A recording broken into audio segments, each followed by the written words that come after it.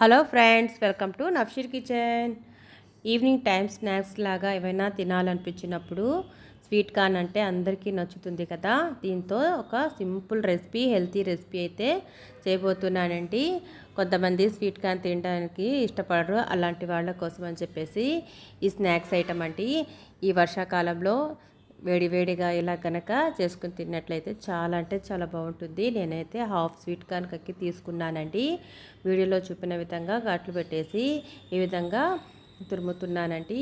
ఈ విధంగా తురిమినట్లయితే మిక్సీలో కూడా వేయాల్సిన అవసరం లేదండి, చాలా త్వరగా అయిపోతుంది. తింటున్నప్పుడు చాలా టేస్ట్గా స్వీట్ కార్న్ తగులుతుంటే చాలా బాగుంటుంది. ఈ నైఫ్ సహాయంతో ఎక్కడైనా ఉంటే కొద్దిగా కట్ చేసేసి సర్వింగ్ బౌల్లో తీసేసుకోవడమే అండి. ఇప్పుడు నేనైతే సర్వింగ్ బౌల్లో తీసేసుకుంటున్నాను. ఇందులోని ఒక చిన్న క్యారెట్ కూడా తీసుకొని తురిమి ఇందులో వేస్తున్నాను. ఫ్రెండ్స్, నా వీడియో కనుక నచ్చినట్లయితే తప్పకుండా లైక్, షేర్, సబ్స్క్రైబ్ చేయండి. పక్కనే ఉన్న బెల్ ఐకాన్ని క్లిక్ చేయండి. అప్పుడే నేను అప్లోడ్ చేసే కొత్త వీడియో నోటిఫికేషన్ ద్వారా చూడగలరు. తర్వాత ఎండు కొబ్బరి పౌడర్ అండి, 3 టేబుల్ స్పూన్ వరకు తీసుకుంటున్నాను. ఈ ఎండు కొబ్బరి పౌడర్ అనేది ఈ రెసిపీకి స్పెషల్గా టేస్ట్ అయితే ఇస్తుందండి. చాలా అంటే చాలా బాగుంటుంది. తర్వాత ఉడికించుకున్న బంగాళాదుంపలు అయితే నేను 3 తీసుకున్నాను, అంటే మీడియం సైజు 3 తీసుకున్నాను ఫ్రెండ్స్. ఇవి కూడా మ్యాష్ చేసేసి ఇందులో వేసేయాలి. కొద్దిగా కొత్తిమీర, అలాగే హాఫ్ స్పూన్ వరకు సాల్ట్, అలాగే హాఫ్ స్పూన్ వరకు పెప్పర్ పౌడర్ అయితే వేస్తున్నాను. ఇంకా ఎక్కువ మసాలాలు అయితే ఏమీ వేయట్లేదండి. 2 టేబుల్ స్పూన్ వరకు శనగపిండి అయితే తీసేసుకొని ఇందులో బాగా కలిసే విధంగా కలుపుకోవాలి ఫ్రెండ్స్. చాలా సింపుల్ కదా. ఈ విధంగా కలిపేసి పక్కన పెట్టేసుకున్నాను. తర్వాత కొద్దిగా తీసేసుకొని వీడియోలో చూపిన విధంగా షేప్ అయితే నేను చేస్తున్నాను. మీకు గనక నచ్చిన షేప్తో మీరు చేసుకోవచ్చు.